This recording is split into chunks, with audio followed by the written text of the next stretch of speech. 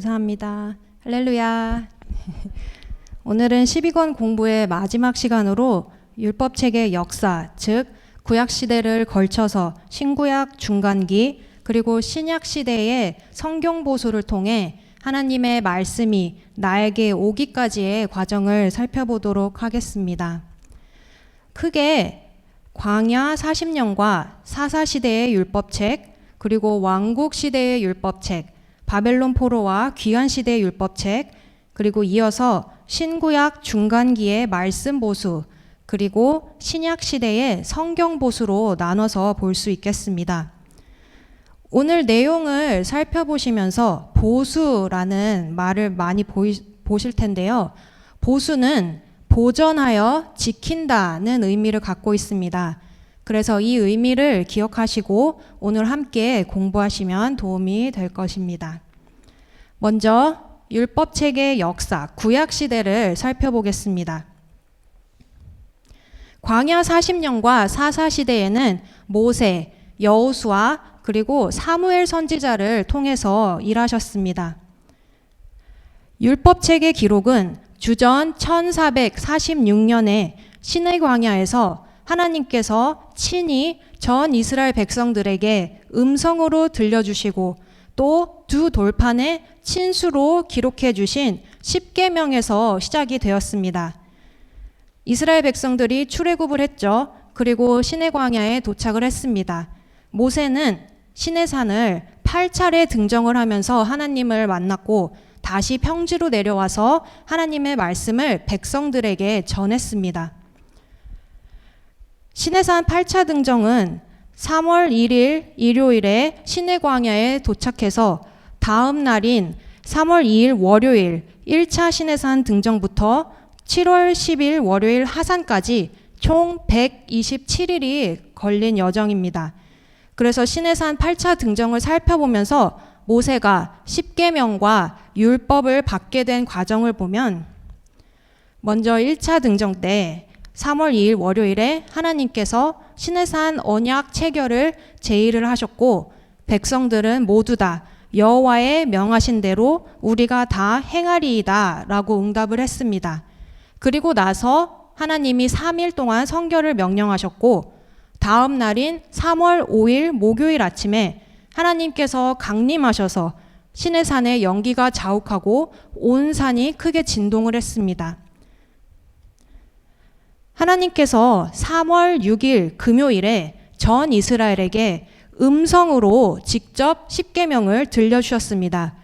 이때 이스라엘 백성들은 극심한 공포에 휩싸여서 중재자 모세를 통해 하나님의 말씀을 받게 해달라고 간곡히 요청을 했고 그래서 모세가 4차로 시내산에 올라가서 하나님께 율법을 받고 산에서 내려가서 백성들에게 모든 말씀과 율례를 고했습니다. 그리고 나서 모세가 밤새도록 이 말씀을 한 자씩 기록을 했는데 이것이 바로 언약서입니다. 3월 7일 토요일 이른 아침에는 시내산 언약 체결식이 있었습니다. 하나님께 번제와 화목제를 드리고 또 희생의 제물을 취해서 반은 여러 양푼에 담고 반은 단에 뿌렸습니다. 그런데 히브리서를 보시면 출애굽기 본문에 기록되지 않은 한 가지 사실을 추가로 기록하고 있는데 희생 제물의 피를 뿌릴 때 언약을 기록한 책, 즉 언약서에도 뿌렸다는 사실이 기록되어 있습니다. 모세는 언약서를 가져와서 백성들에게 낭독한 후에 제물의 피를 취해서 그 책과 온 백성에게 뿌렸습니다. 언약서에도 피가 뿌려졌다는 것은 하나님께서 이 책에 대해서 보증하신다는 표입니다. 이러한 원리를 볼 때 신구약 성경 66권은 모두 예수 그리스도의 영원한 피가 뿌려진 복음입니다. 이제 언약을 체결하고 나서 5차로 시내산에 올라가서 하나님과 언약 체결 기념 식사가 있었고 모세가 6차로 시내산에 올라갔을 때 첫 번째 40주야 금식 기도를 하고 하나님께서 두 돌판에 친수로 기록해서 주신 십계명을 주셨습니다. 그리고 이때 성막식양에 대한 계시도 받았죠. 그런데 모세가 40일 동안 산에서 내려오지 않자 내려옴이 더딤을 보고 백성들은 언약의 말씀을 불신하고 불순종했습니다. 그리고 아론의 주도하에 이때 송아지 형상의 우상을 만들어 섬겼죠. 그래서 모세는 진 가까이 이르렀을 때 백성들이 금송아지 앞에서 방자하게 춤추는 것을 보고 크게 분노해서 하나님께서 주신 증거의 두 돌판을 손에서 산 아래로 던져서 그들의 목전에서 깨트렸습니다. 출애굽기 32장 19절을 보시면 깨트린이라는 히브리어 샤바르인데요. 산산조각 네다의 PL 강조형입니다. 그래서 이것은 다시 회복할 수 없게 완전히 깨트린 것을 의미를 하고 있죠. 모세가 인간적인 분노의 감정을 자제하지 못해서 일어난 일이 아니라 하나님의 공의로움에 근거한 거룩한 분노였습니다. 고대 근동에서는 언약의 판을 깨트릴 경우에 그 판에 기록된 문서 내용의 효력이 취소되었음을 의미를 합니다. 그래서 모세는 그 두 돌판을 깨트림으로써 언약을 어긴 이스라엘 백성들이 멸망하는 것을 막고자 했던 것이죠. 그리고 이때 레위 자손이 형제, 친구, 이웃을 3,000명 죽인 사건이 있었습니다. 그리고 레위 자손에게 하나님을 섬기는 직분이 주어졌고 아론과 그 아들들에게는 제사장직을 약속하셨습니다. 그리고 이제 모세가 7차로 시내산에 올라가서 백성들을 위해 40주야를 중보기도를 드리고 내려온 후에 하나님께서는 모세에게 돌판 둘을 처음 것과 같이 깎아 만들어 오라고 명령을 하셨습니다. 그래서 모세가 8차로 다시 올라가서 40일 동안 금식기도를 하고 하나님께서 언약의 말씀 10계명을 모세가 깎아온 두 돌판에 다시 새겨주셨습니다. 그리고 모세는 그것을 가지고 내려와서 나무 궤에 넣었죠. 10계명은 하나님의 절대적인 단언 명령 형식이지만 율례의 경우는 구체적인 재판의 상황을 가정하고 각 상황에 따른 재판의 상황과 판결까지 기록한 판례 형식을 띠고 있습니다. 그래서 모세는 이 피 뿌려진 언약서를 가지고 광야교에서 이스라엘 백성들을 가르치고 사역을 했습니다. 그리고 출애굽 제2년 1월 1일에 성막이 세워지고 언약궤가 지성소에 안치되었을 때 모세가 기록한 이 언약서는 제사장을 통해 특별하게 보존이 되었습니다. 신명기 17장 18절에 보시면 레위 사람 제사장 앞에 보관하였다고 기록을 하고 있습니다. 그리고 모세가 처음 기록한 이 언약서는 시내산에서 받은 율례를 중심으로 기록되었고 이스라엘의 판단, 기준, 그리고 행동 규범과 규례가 되었죠. 그런데 광야 노정 말기에 이 언약서로 기준으로 판단할 수 없는 사연이 생겼는데 그게 바로 모압 평지에서 제2차 군인 계수를 마친 후에 므낫세 지파의 슬로보앗의 딸들이 모세에게 나와서 기업을 요구한 일입니다. 슬로보앗의 딸들은 우리 아버지가 광야에서 죽었지만 여호와를 거슬려서 반역한 적이 없고 아들이 없다는 이유로 기업을 받지 못하고 그 이름이 사라지는 게 타당하냐 하면서 모세에게 기업을 요구를 했죠. 그래서 모세는 그것을 하나님께 물었고 하나님께서는 아비가 죽고 아들이 없으면 그 기업을 딸들에게 주라고 명령을 하셨습니다. 그리고 이 판결을 이스라엘 자손에게 판결의 율례가 되게 하라고 말씀하셨습니다. 그런데 이 딸들이 기업을 받는다 해도 다른 지파 남자와 결혼하면 그 기업이 다른 지파로 넘어가게 됩니다. 그래서 모세는 여호와의 말씀으로 이스라엘에게 명해서 자기 지파의 남자에게로 시집을 가서 조상의 기업을 지키라고 했습니다. 슬로보앗의 딸들이 기업을 받을 수 있게 한 이 규례는 하나님께서 언약서 모든 내용의 선포자이시며 유일한 해석자이신 것을 보여줍니다. 그리고 하나님께서 주신 이 해석은 추가로 율법책에 기록이 되었는데요. 슬로보앗 딸들의 규례가 왜 중요할까요? 예수님의 족보는 성경의 두 곳, 마태복음 1장과 누가복음 3장에 기록되어 있죠. 마태복음 족보는 아브라함부터 예수님까지, 누가복음 족보는 예수님부터 거꾸로 올라가서 하나님까지의 계보를 기록합니다. 그런데 예수님의 육신적 아버지는 요셉인데 마태복음 1장 족보를 보면 요셉의 아버지를 야고보로 기록하고 누가복음 3장 족보는 요셉의 아버지를 헬리로 기록을 합니다. 그래서 사람들은 요셉의 족보가 어떻게 두 개냐, 성경에 오류가 있는 게 아니냐라고 의문을 가지기도 하는데 누가복음 3장을 보시면 대부분의 이름들 앞에 그 이상은 이라고 기록되면서 올라가고 있습니다. 그리고 모든 앞에는 그라고 번역된 헬라어 정관사 to가 붙어 있는데 요셉의 이름 앞에만 이 to가 없고 빠져 있습니다. 그래서 이것을 보면 누가복음 3장의 족보는 요셉의 족보가 아니라 사실 헬리의 족보라는 것을 가리킵니다. 그러면 헬리는 누구냐? 마리아의 아버지죠. 하지만 헬리는 기업을 이을 아들이 없어서 마리아는 딸로서 슬로보앗의 딸들의 판결 율례를 따라 같은 지파인 유다 지파의 요셉과 결혼을 해서 요셉이 헬리의 법적 아들이 된 것을 기록한 것입니다. 그런데 여기서 놀라운 사실은 여자의 후손이 다윗의 후손으로 온다고 말씀을 하셨죠. 마태복음 족보는 다윗 이후 솔로몬으로 이어진 족보이고 누가복음 족보는 다윗 이후 나단으로 이어진 족보입니다. 그래서 하나님께서 다윗의 두 가문을 보존시키셨고 요셉과 마리아의 결혼으로 이 두 가문이 만나게 하셨고 마리아의 몸에서 예수 그리스도가 성령으로 잉태되어 다윗의 자손, 여자의 후손으로 나셨습니다. 그래서 슬로보앗의 딸들을 통해 주신 판결 율례를 통해서 여자의 후손이 오시는 길을 예비하신 것입니다. 그리고 모세는 광야 2세대가 가나안 땅에 들어가기 직전에 3편의 설교를 했는데 그것이 바로 모세의 오경 중 마지막에 기록된 신명기입니다. 모세를 통해서 창세기, 출애굽기, 레위기, 민수기, 신명기 이렇게 5경이 완성되었고 이것을 율법책이라고 하였습니다. 그리고 이것은 제사장들과 이스라엘 모든 장로들에게 맡겼죠. 7년마다 안식이 돌아올 때 초막절에 하나님께서 택하신 성전에 모여서 율법을 낭독하고 온 이스라엘로 듣도록 규정을 했습니다.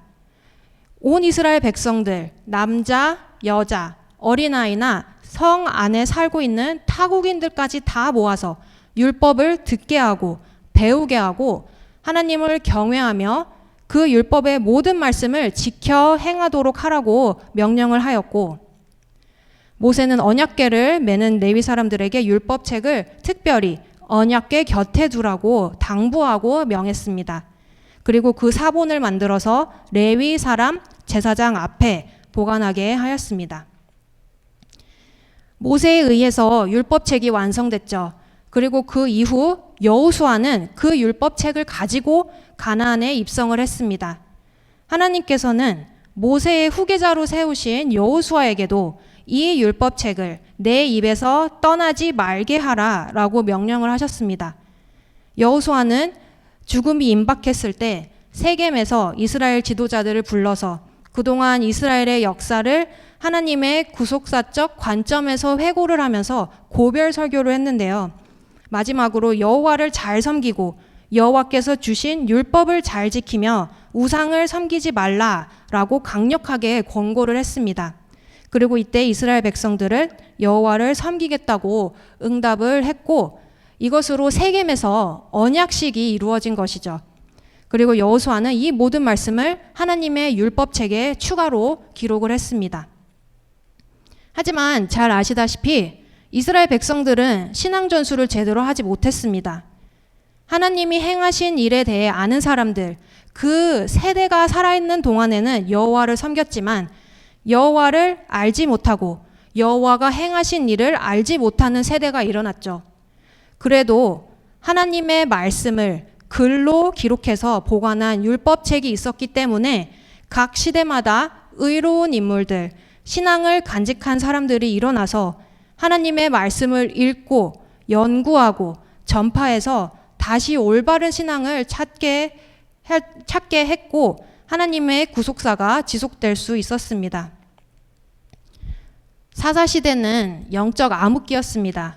그래서 애굽 종살이 시대와 함께 족보에서 통째로 빠졌죠. 그리고 사무엘 선지자가 사울을 왕으로 기름 부으면서 왕정 제도를 세울 때 나라의 제도를 율법책에 기록하여 여호와 앞에 두었다고 기록합니다. 이것은 신명기 17장 14절에서 20절에 기록된 왕의 유래를 가리키는데 이것을 정리해서 제도화를 시킨 것이죠. 왕은 나라의 머리입니다. 그 머리로서 하나님의 말씀을 먼저 이해하고 순종해야 영특하게 백성들을 다스릴 수 있습니다. 그래서 왕은 신명기 14장에서 20절 규례를 따라 율법책을 등사하여 평생 자기 옆에 두고 읽어야 했습니다. 오늘 왕 같은 제사장인 성도들도 하나님의 말씀을 평생 곁에 두고 읽고 지키는 복된 자들이 되어야 합니다. 통일 왕국 시대와 열왕들의 연대기를 통해서 율법책의 역사를 살펴볼 텐데요. 통일 왕국 시대는 사울 왕의 즉위부터 솔로몬 왕의 죽음까지 약 120년의 기간입니다. 이 시기에 사무엘 상하, 열왕기상 1장에서 11장, 시편의 일부와 잠언의 일부, 전도서와 아가서가 기록되었습니다. 그리고 이 시대의 왕이었던 사울은 말씀을 버린 결과로 하나님께 버림을 받았습니다. 하나님의 말씀을 버린 사울은 그 가문과 함께 비참하게 몰락을 했고 하나님의 말씀을 무시하고 불순종하면서 끝까지 회개하지 않는 자의 결말이 얼마나 비참한지를 극명하게 보여주었습니다. 다윗 왕은 하나님의 말씀을 늘 마음 중심에 두고 행하기를 즐겼다고 고백했습니다. 사울에게 10년간 쫓겨다니면서도 생명의 위협을 받는 매우 급박한 상황에 직면했을 때에도 늘 하나님의 말씀을 사모하고 그 말씀에서 위로를 받고 그 말씀을 통해서 승리할 수 있었습니다. 오늘 우리는 하나님의 말씀을 얼마나 사모하고 우리 마음 중심에 두고 말씀대로 행하기를 즐겨하는지 돌아봐야 합니다. 주일에 예배드리고 말씀을 듣지만 한 귀로 듣고 한 귀로 흘리지는 않는지, 주일 예배 드리러 나오는 것도 겨우겨우 억지로 남들 보는데 눈치 보여서 나오진 않는지 우리 자신을 돌아봐야 합니다. 다윗은 하나님의 말씀을 마음 중심에 두고 그대로 행하기를 즐겨했습니다. 그리고 말씀대로 사는 것이 버거운 일이 아니라 하나님 아버지를 사랑하고 말씀이 마음 중심에 있기 때문에 말씀대로 사는 것이 즐거움이 된 것입니다. 하나님께서는 이런 다윗의 정직을 이후에 따르는 열왕들에 대한 선악의 평가 기준으로 삼으셨습니다. 다윗은 정직하신 하나님의 말씀을 마음에 두고 온전히 의지했기 때문에 하나님의 마음에 합당한 정직한 삶을 살 수 있었습니다. 그리고 세 번째 왕인 솔로몬은 지혜로운 사람이었죠. 그리고 이 지혜는 하나님의 율법에서 비롯된 지혜였습니다. 왕위에 올라서 하나님께 1000번제를 드리고 선악을 분별할 수 있는 지혜를 구했고 하나님께서는 솔로몬에게 그 지혜를 허락해 주셨는데 솔로몬이 지혜로웠던 것은 아버지 다윗으로부터 철저하게 신앙교육을 받았기 때문이었습니다. 솔로몬 왕은 통치 초기에 하나님의 말씀, 곧 그의 명령대로 순종하고 따르기를 힘썼습니다. 그러나 말년에는 이방 여인들을 취하고 범죄하여 다윗의 믿음의 길을 쫓지 않았죠. 왕이 범죄해서 하나님 말씀을 멀리하고 지키지 않은 결과로 이스라엘 나라는 둘로 쪼개지고 말았습니다. 하나님의 말씀을 멀리하면 민족과 교회와 가정은 분열되어서 갈래갈래 찢기는 아픔이 떠나지 않습니다. 하나님께서는 이 열왕 시대에 어느 시대보다도 많은 선지자들을 통해 가장 많은 말씀을 주셨습니다. 선지자들은 하나님의 말씀을 백성들에게 선포하는 걸로 끝나는 게 아니라 열왕의 역사 속에서 선포되고 이루어진 하나님의 뜻을 지속적으로 기록을 했습니다. 그래서 하나님께서는 시대마다 선지자들을 연속해서 보내시고 또 그들을 통해서 하나님의 말씀을 연속하여 기록하게 하셨죠. 이것은 구속사를 진행시키는 하나님의 열심이었습니다. 그리고 선한 왕들이 통치하는 동안에는 율법책이 함께하고 있음을 발견할 수 있고, 악한 왕들이 통치할 때는 율법책과 함께한 흔적이 전혀 나타나지 않습니다. 악한 왕들은 하나님의 말씀을 전하는 선지자들을 수없이 핍박하고 죽였고 열왕 시대에 많은 순교의 피를 흘렸습니다. 여호사밧 왕은 스스로도 여호와의 계명을 지켰을 뿐만 아니라 백성들에게도 율법을 가르쳤습니다.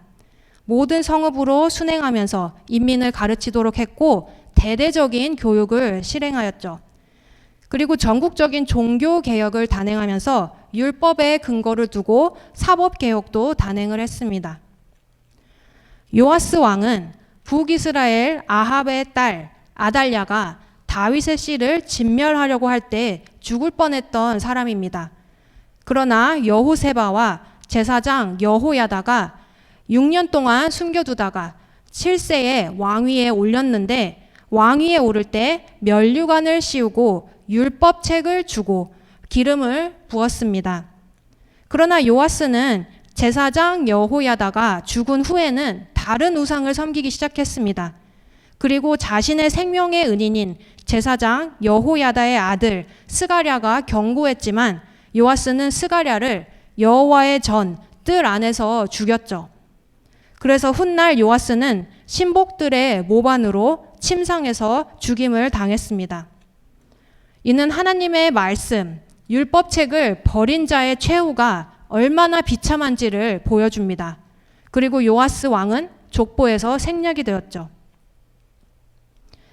요아스 다음에 왕이 된 아마샤는 통치 초기에는 자기 아버지를 죽인 신복들의 자녀들을 살려줄 정도로 율법이 가르치는 것에 따라 성실히 행했던 왕입니다. 그러나 극도로 악해져서 여호와를 버리고 선지자를 멸시하고 이 왕도 족보에서 생략이 되었습니다. 아하스 왕은 성전 기구들을 모아서 회파하고 하나님의 전의 문들을 닫고 예루살렘 구석구석마다 단을 쌓아서 하나님의 노를 격팔케 했습니다. 심지어 아수르의 신을 섬기는 단을 보고 예루살렘에도 새 단을 세워서 거기서 제사를 드리고 원래 성전에 있던 놋단을 옮겼습니다. 하나님이 정해주신 식양을 자기 마음대로 바꾸고 하나님의 율법을 버리고 스스로 종교 규례를 만들어서 강요했던 아하스 왕은 족보에서 생략되었습니다. 그러나 성경은 히스기야 왕에 대해서 율법에나 계명에나 하나님을 구했다고 기록을 합니다. 또 열왕기하에서는 여호와께서 모세에게 명하신 계명을 지켰다고 말씀합니다. 이것은 히스기야 왕이 통치할 때에는 율법책을 통치의 근본으로 삼았음을 보여줍니다. 그러나 히스기야 왕 이후에 므낫세는 히스기야가 헐었던 상당들을 다시 세우고 바알을 위해서 단을 쌓고 자기 스스로 아세라 목상을 만들었고 하늘의 일월 성신을 숭배했습니다. 하나님의 말씀을 버리고 신접한 자들과 박수들을 신임을 했죠. 그리고 가장 결정적인 죄악은 여호와의 거룩한 전 안에서 성전 안뜰과 바깥들에 우상들의 단들을 세우기까지 한 것입니다. 그래서 주전 586년에 남유다가 멸망을 했죠. 남유다가 망한 궁극적인 이유에 대해서 이는 므낫세가 여호와를 경노케 한 그 모든 경노를 인함이라, 므낫세의 지은 모든 죄로 인함이라고 분명히 말씀을 하고 있습니다. 므낫세의 이름은 잊어버림이란 뜻이죠. 그 이름의 뜻처럼 자신과 전 민족이 하나님의 율법을 까맣게 잊어버리게 만들어서 나라의 패망을 가져왔습니다. 우상을 섬긴 므낫세 왕에 의해서 성전이 심각하게 회파된 것을 볼 때에 이 시기에 율법책을 다른 곳으로 옮겼다가 잃어버렸을 수도 있습니다. 그리고 요시야는 남유다의 가장 선한 왕으로 대표되는 왕입니다. 요시야는 하나님의 언약궤가 더 이상 지성소를 떠나지 않게 하였고 율법책을 친히 읽어서 백성들 무리의 귀에 들리게 하였고 백성들과 함께 여호와 앞에서 언약을 쫓기로 하였습니다. 그리고 이 거룩한 법궤를 함부로 이동하는 일이 다시는 반복되지 않도록 명령을 했습니다. 요시야의 이런 종교개혁은 유다의 멸망 직전 마지막 개혁이었습니다. 하나님께서는 남유다의 패망 36년 전에 요시야 왕이 종교개혁을 일으켜서 율법책을 다시 찾게 하셨습니다. 그리고 율법책을 되찾은 이 사건은 포로기와 또 포로에서 귀환하는 시기에도 의로운 선지자들을 통해 신앙이 전수되고 하나님의 말씀을 지킬 수 있게 하는 계기가 되었습니다. 그래서 바벨론 포로와 귀환 시대에는 선지자들의 눈물겨운 사역을 통해서 하나님의 말씀을 담대히 선포하고 그것을 보존하려는 역사가 진행되었습니다. 하나님께서는 예레미야에게 말씀을 기록하라고 명령을 하셨는데 예레미야 선지자는 숨어서 지내면서도 하나님의 계시를 받고 그것을 서기관 바룩이 기록하고 낭독하는 일을 계속하게 하였습니다. 이 일을 목숨을 걸고 쉬지 않고 행한 것은 후손 대대로 앞으로 다가올 세대들도 하나님의 말씀을 읽고 가르치고 깨우칠 수 있도록 기록하기 위함이었습니다. 그리고 실제로 다니엘 선지자도 예레미야가 기록한 서책을 읽다가 하나님께서 고하신 바벨론 포로의 연수 70년에 대해서 깨달았습니다. 그러나 여호야김은 하나님의 말씀을 기록한 책을 불태운 악한 왕이었습니다. 여후디라는 사람을 보내서 예레미야가 쓴 예언의 두루마기를 받아오게 했는데 그것을 낭독하게 하고 겨울 궁전에서 화롯불을 쬐고 앉아 있으면서 여후디가 그것을 낭독하면 여호야김 왕은 예언의 두루마리를 소도로 베어서 화롯불에 던져 태웠습니다. 여호야김은 하나님께서 보내신 선지자를 핍박하고 죽이고 하나님의 말씀이 기록된 두루마리를 불태움으로써 하나님께 도전을 했습니다.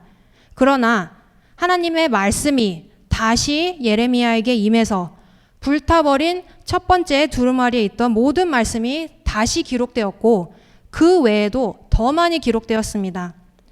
사람이 아무리 하나님의 말씀을 태우고 없애려고 해도 그 말씀은 결코 없어지지 않습니다. 오히려 하나님께서는 처음보다 더 많은 말씀을 주셨고 말씀을 불태웠던 여호야김은 비참한 심판을 선고받았죠. 하나님의 말씀을 멸시하는 자는 반드시 패망합니다. 남유다의 멸망은 여호야김 왕이 하나님의 말씀을 소도로 자르며 불태운 지 약 20년 되었을 때 임하였습니다. 그리고 바벨론으로 끌려가던 선지자들의 손에는 율법책이 있었습니다. 이 기간에도 말씀 보수 사역은 계속되었고 에스겔서와 다니엘서가 기록이 되었죠. 다니엘 선지자는 서책을 보면서 하나님께서 예레미야 선지자에게 말씀해 주신 바벨론 포로 연수 70년을 깨달았고 에스겔 선지자는 포로로 잡혀간 지 5년 되던 해에 환상 중에 두루마리 책을 먹고 이스라엘 족속에게 가서 고하라는 음성을 들었습니다. 그리고 에스라는 바벨론에서 출생한 사람입니다. 이런 에스라가 모세의 율법에 익숙한 학사, 하늘의 하나님의 율법의 완전한 학사 겸 제사장이 될 수 있었던 것도 바벨론에 있는 동안 율법책이 함께 했다는 것을 증거합니다. 그리고 이 율법책의 말씀은 이방 왕인 고레스에게까지 전해졌죠. 요세푸스에 따르면 고레스는 자신에 대해 예언했던 이사야 선지자의 글을 읽고서 유대인을 해방하는 자신의 사명을 깨닫게 되었다고 합니다. 이사야 선지자는 고레스보다 약 200년 전 사람입니다. 근데 어떻게 알 수 있었을까요? 고레스 시대에 활발히 활동을 하면서 율법책을 통해 신앙 전수를 받았던 다니엘을 통해서 전해졌을 것입니다. 율법책은 바벨론의 포로로 끌려간 이스라엘 백성들이 반드시 예루살렘으로 돌아오게 될 것이라는 소망의 근거이자 하나님께서 열왕들을 움직여서 구속사를 이루시는 역사의 동력이었습니다. 그리고 포로 귀환 후에는 율법책을 통한 폭발적인 부흥운동이 일어났습니다. 귀환자들에게 율법책이 존재했기 때문에 에스라와 느헤미야와 레위인들을 통해 율법을 낭독할 수 있었죠. 1차 포로 귀환 후에 번제단을 건축하고 성전을 재건하였고 2차 포로 귀환 후에는 에스라의 종교 개혁이 있었습니다. 주전 516년에 스룹바벨 성전이 재건되었지만 그 성전에서 드려지는 제사와 신앙생활은 세속화되어 있었습니다. 그래서 에스라는 율법책의 율례와 규례를 이스라엘 백성들에게 철저하게 가르침으로써 율법책에 근거한 신앙생활을 회복하려고 힘을 썼습니다. 이렇게 에스라의 철저한 종교개혁이 있었지만 예루살렘에는 성벽이 없었고 성벽이 둘러져 있지 않았기 때문에 이방인들과 접촉을 통해 다시 세속화가 되었습니다. 그래서 느헤미야는 3차로 성벽 재건을 위해 귀환을 했고 52일 만에 성벽 재건을 마쳤죠. 그리고 귀환자들은 제사장 에스라에게 여호와께서 이스라엘에게 명하신 모세의 율법책을 가지고 오기를 청했습니다. 그래서 티시리 1일에 에스라가 율법책을 가지고 회중 앞에 수문 앞 광장에서 새벽부터 정오까지 율법책을 읽었고 백성들은 이 말씀에 귀를 기울였습니다. 귀환자들은 말씀을 깨닫고 그동안 관습적으로 습관적으로 지켰던 초막절이 아니라 율법책을 통해 초막절 규례를 하나님의 말씀대로 지키고자 하였습니다.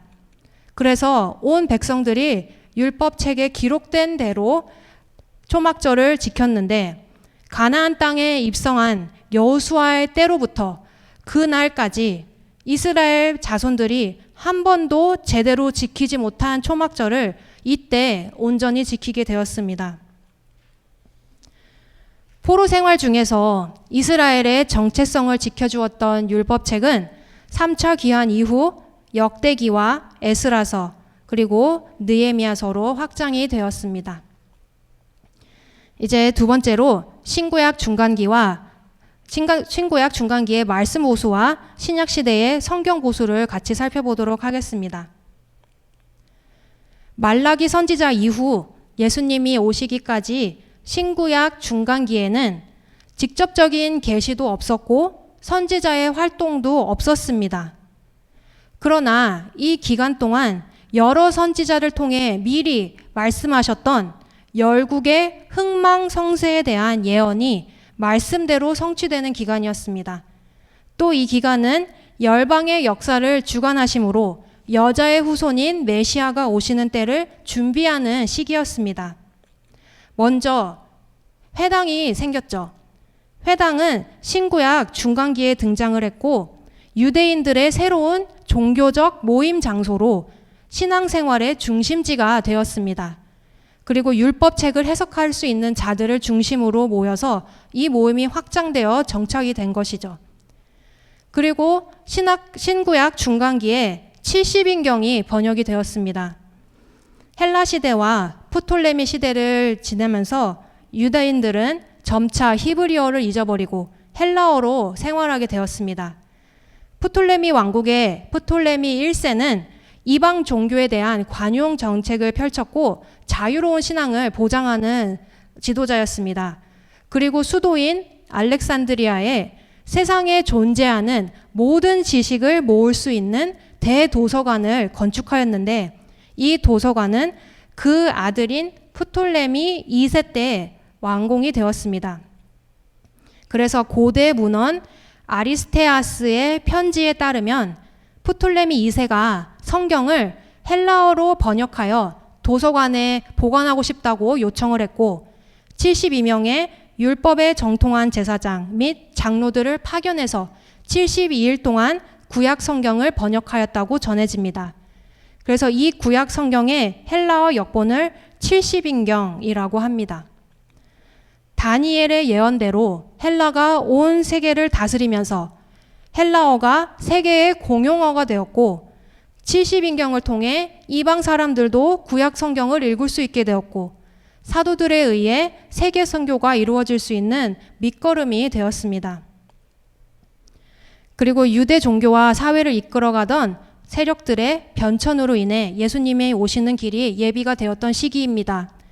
사두개파는 마카비 혁명을 일으켜서 성전을 회복시켰고 바리새파는 사두개파에서 파생된 세력인데 율법을 연구하고 회당을 중심으로 유대 백성들에게 영향을 끼치는 파였습니다.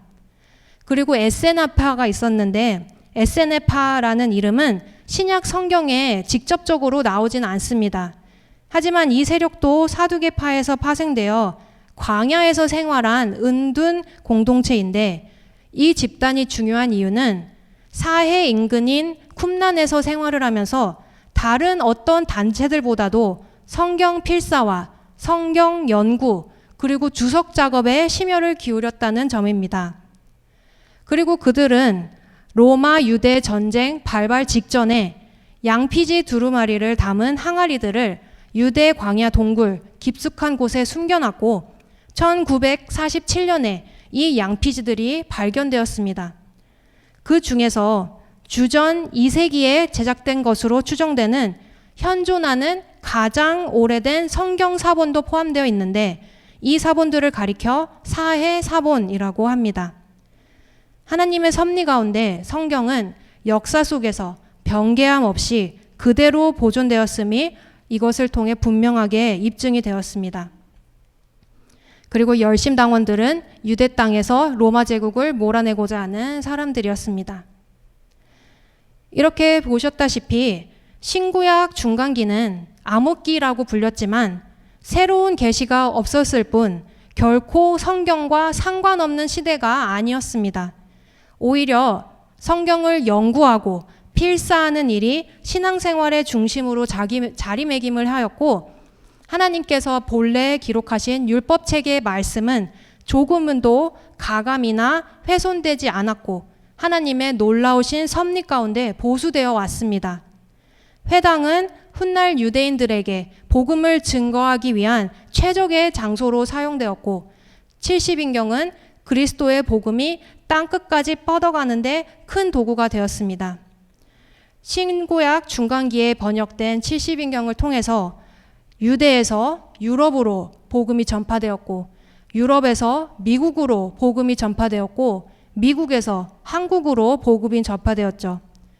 그리고 신구약 중간기에 유대 종교의 여러 세력들이 있었습니다. 이들은 그렇게 율법을 공부하고 연구하고 필사를 했어도 구약 성경을 제대로 깨닫지 못했기 때문에 예수님을 영접하지 못했습니다. 그러나 하나님께서는 이 모든 인간의 역사를 사용해서 성경을 보수해서 신약 시대를 열게 하셨습니다. 그럼 이제 신약 시대의 성경 보수를 살펴볼 텐데요. 신약 시대는 예수님 자신과 초대 교회 그리고 사도들이 성경을 보수하는 시대였습니다. 예수님께서 사역하신 기간은 아직 신약 성경이 기록되기 전이죠. 예수님께서는 구약 성경에 자신에 대해서 예언된 말씀을 선포하셨고 구약의 말씀을 보수하면서도 그것을 완성하는 말씀을 선포하셨습니다. 또 율법책에 미리 기록된 말씀들을 빠짐없이 성취하셨습니다. 구약 말씀을 자신에게 연결을 하시면서 구약 말씀의 역할은 예수님을 증거하는 것임을 강조하셨습니다. 하지만 당시 종교 지도자들은 구약 성경을 외우면서도 그 진정한 의미를 깨닫지 못해서 예수님을 영접하지 못했습니다. 초대교회는 초기에 예루살렘 중심으로 유대인들에게 복음을 전했죠. 하지만 예수님을 십자가에 못 박았던 유대인들은 복음을 거부하고 제자들을 핍박했습니다. 급기야 스데반 집사를 돌로 쳐서 죽였는데 그 이후 핍박이 더욱 거세져서 많은 사람들이 흩어지게 되었고, 이 과정에서 헬라인과 이방인들에게도 복음이 전파되기 시작했습니다. 초대교회는 구약의 말씀과 예수님을 연결해서 예수 그리스도가 구약에서 예언된 메시아임을 강하고 담대하게 증거했습니다. 또 구약 말씀을 신약 시대에 일어났던 사건들과 연결을 했죠. 그래서 구약 시대에는 선지자들이 하나님의 말씀을 전달하는 경로였다면, 신약 시대에는 사도들이 복음을 전하는 사역을 감당하게 하셨습니다. 그래서 제자들은 예수님의 행적과 말씀을 전하고 가르치면서 또 이것을 기록하기 시작했는데, 그것이 바로 사복음서 마태, 마가, 누가, 요하복음이 되었습니다. 그리고 누가는 사도행전을 기록해서 구체적으로 예수님의 복음이 어떻게 전파되며 초대교회가 어떻게 세워져 갔는지를 상세히 밝혔습니다. 그리고 사도들에 의해서 기록된 이 서신들, 이 편지들은 교회들에게 보내졌는데, 보내진 교회뿐만 아니라 근처의 여러 교회에 돌려가면서 읽었습니다. 하나님의 말씀이 각 지역의 교회로 빠르게 확산되고 철저하게 보수되는데 가장 많은 사역을 한 사람은 바로 사도 바울입니다. 하나님께서는 이방인에게 복음을 전하는 그릇으로 사도 바울을 택하셔서 성경을 보수하게 하셨습니다. 이방 도시와 시골에서, 회당과 서원에서, 자신의 새방에서 구약 성경을 강론하면서 예수 그리스도를 증거하였죠.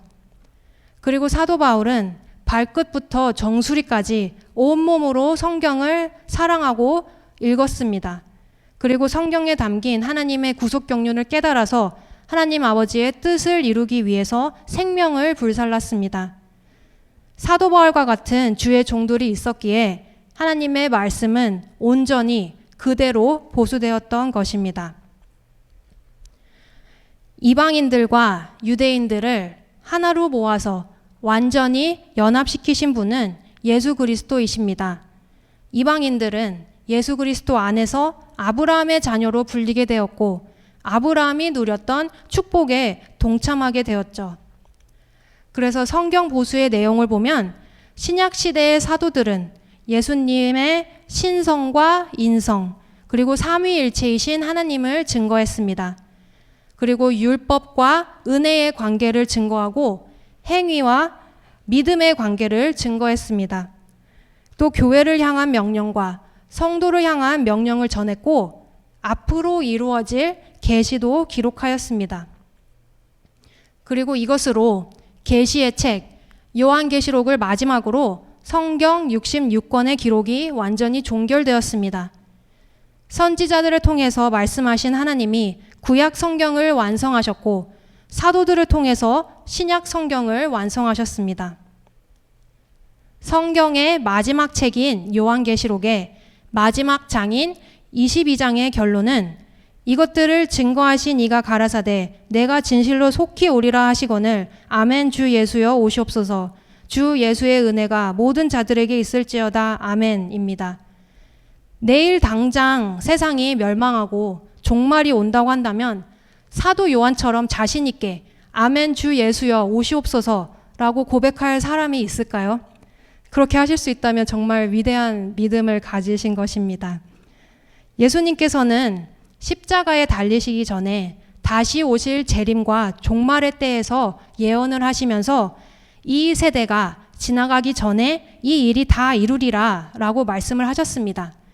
그래서 초대교회 성도들은 재림이 임박했다고 생각했지만 시간이 지나도 예수님이 오시지 않고 종말이 이루어지지 않자 재림의 약속을 아예 믿지 않거나 너무 더디다고 하는 생각하는 사람들이 생겨났습니다. 그리고 오늘 우리도 마찬가지입니다. 재림의 약속, 변화의 약속이 우리 당대에 이루어지지 않는다고 생각해서 이 세상의 것들에 마음을 주고 이 땅에 뿌리를 내리고자 합니다. 재림의 시와 때는 아버지께서만 아시기 때문에 우리는 매 시대마다 마지막 때를 사는 것처럼 말씀만 보수하고 신앙을 전수하면서 살아야 합니다. 성경은 누누이 우리의 본향은 천국이고 이 세상에서는 나그네 인생을 살고 있다고 말씀하고 있습니다. 그래서 나그네 된 우리는 날마다 재림의 때를 바라보며 말씀의 성취를 위해 변화의 말씀을 믿고 가야 합니다. 그리고 성경에 기록하신 모든 말씀이 완전히 성취되는 날까지 말씀을 믿는 우리의 고백은 아멘 주 예수여 오시옵소서가 되어야 합니다. 구속사 시리즈 12권 교정을 보면서 제일 먼저 받아봤던 게 목차, 차례였는데요. 어떤 내용이 들어있는지 살펴보면서 모든 게 놀라웠지만 율법책의 역사 중에 소결론인 하나님의 말씀이 나에게 오기까지 라는 제목을 보고 가슴이 많이 벅찼습니다. 이 말씀이 나에게 오기까지는 수많은 방해와 환난과 핍박이 있었습니다. 하나님의 말씀을 칼로 찢고 불태운 자들도 있었지만 그럴수록 더 많은 말씀을 가지고 찾아오셔서 다시 말씀을 기록하게 하셨고 하나님의 말씀이 반드시 보존되도록 섭리하셨습니다. 하나님의 말씀이 보존되어서 전달되기까지 수많은 믿음의 사람의 희생과 죽음이 있었죠. 성경은 그 수많은 우여곡절과 순교자들의 피 흘림을 통해서 우리 손에 들어왔습니다. 이제 우리가 이 책을 사랑하고 읽고 연구하면서 유일한 신앙과 생활의 법으로 지키며 살아야 합니다. 그래서 결론적으로 예수 그리스도는 율법의 완성자로 오셨습니다. 하나님 아버지께서는 타락한 인간을 구원하시기 위해 은혜 언약을 세우셨고 그 언약을 눈에 보이는 여러 모양, 즉 표징으로 확증을 하셨죠. 그리고 제사라는 표징을 통해 죄인인 인간이 하나님께 나아갈 수 있는 길을 보여주셨고 족장 때부터 시작되었던 제사는 광야에서 제사장이라는 직분을 주시면서 체계화되었습니다. 그리고 이 제도는 왕국 시대까지는 계속되었지만 이스라엘 백성들이 바벨론의 포로로 끌려가게 되면서 중단되었습니다. 하지만 제사를 드릴 수 없게 될 그 때를 위해 미리 준비해 주신 것이 바로 율법책입니다. 남유다의 패망 36년 전에 요시야의 종교개혁을 통해서 율법책을 다시 찾게 하셨고 바벨론에 끌려간 이스라엘 백성들은 율법책을 통해 신앙을 지킬 수 있었습니다. 그리고 이 율법책이 보수되어서 오늘날 우리가 읽고 있는 성경이 되었죠. 율법의 완성자로 오신 예수님께서는 제사의 완성자, 구약 성경의 완성자, 구약 성경의 중심이시고 신약 성경의 주인공이시며 앞으로 재림하실 우리의 구주이십니다.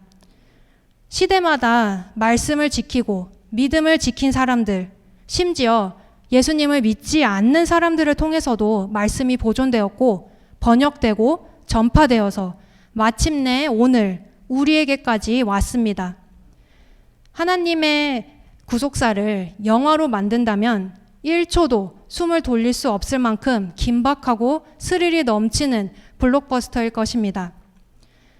구속사 시리즈 12권 상권, 은혜 언약의 표징, 제사와 율법책도 영화와 같은 과정을 통해 우리에게 오게 되었습니다. 우리가 생각지도 못한 방법으로 원고를 준비해서 숨겨주셨고 때에 맞춰서 다시 발견하게 하셨고 필요한 사람들을 불러 모아서 이 책이 나왔습니다. 이 책은 그저 시간이 흘러서 어쩌다 보니 출판된 것이 아닙니다. 우리가 신앙생활을 하고 있는 인생을 살아가면서 맞이하고 있는 2024년의 오늘 한 번도 겪어보지 못한 시기와 어려움을 살아내며 교회 개척의 60주년을 기념하고 더 나아가 70년의 성취를 바라보는 이 시점에서 12권을 우리 당대에 받아서 내 눈으로 읽어볼 수 있다는 것은 정말 놀라운 일입니다. 지금까지도 많은 어려움과 위기가 있었고 앞으로도 있을 것입니다. 하지만 구속사 말씀은 항상 그럼에도 불구하고 승리하는 역사입니다. 이 귀한 말씀이 우리에게, 각자 나에게 왔죠. 12권을 우리에게 허락해 주신 것은 부족하고 아무것도 아닌 우리를 이 위대한 구속사에 동참시켜 주시는 아버지의 크신 사랑과 은혜입니다. 그래서 우리의 남은 생에도 오직 하나님 아버지의 말씀만 보수하고 말씀과 동행하면서 마지막 변화의 날까지 끝까지 말씀의 편, 아버지 편에 서시는 저희 모두가 되시길 소망합니다. 같이 기도드리시겠습니다. 하나님 아버지 감사드립니다. 5번에 걸쳐 12권 상권의 말씀을 배우면서 하나님 아버지의 사랑과 은혜를 함께 나눌 수 있도록 허락해 주심에 감사드립니다. 아버지의 말씀이 각자 나에게 오기까지 헤아릴 수 없이 많은 어려움과 환난과 눈물의 세월이 있었습니다. 사단 마귀가 아무리 구속사를 막으려 해도 구속사는 승리뿐인 줄 믿사오니 저희에게 때를 분별할 수 있는 지혜를 주시고 또 거룩한 것과 속한 것, 속된 것, 정한 것과 부정한 것을 분별하여 유일하신 하나님 아버지께만 온 마음과 정성을 다해 예배드릴 수 있도록 허락하여 주옵소서. 감사한 마음으로 미리 준비한 예물을 드립니다. 아버지께서 흠양하시는 예물이 되게 하여 주시고 구속사의 뜻에 쓰이게 하여 주시사 바치는 손길과 가정 모두 긍휼히 여겨 주셔서 끝까지 아버지 편에 설 수 있는 자들이 되게 인도하여 주옵소서. 이 모든 것 사랑이 많으신 예수님의 이름 받들어 감사하기도 올리옵나이다. 아멘. 감사합니다.